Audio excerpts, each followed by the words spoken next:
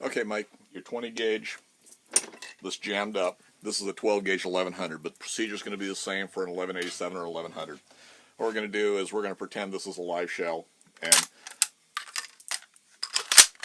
so we're going to assume you're stuck in this position, something like this. I would guess you're farther forward. I would guess you're there, and you're probably shooting reloads that the bases were not sized, is kind of my speculation for it. So we're going to assume that this is the position we're at right here.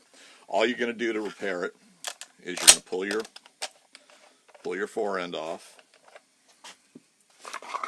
as far as you can, and you say you're stuck there because it won't come out. So let me move it over here in the device so we can see what's going on.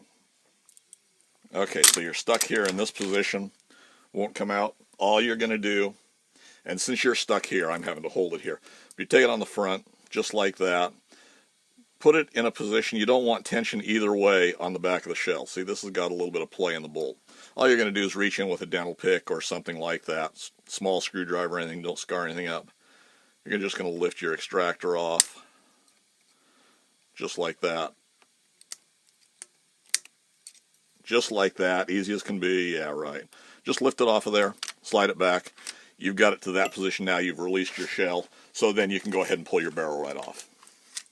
That's all there is to it. Then you can go ahead and pop your shell out, probably a rod in the end.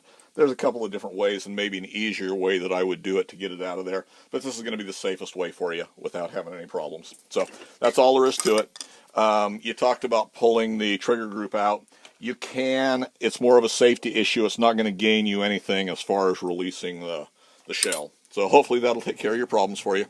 So if you got any more questions, give me a yell, and hopefully that'll get you going.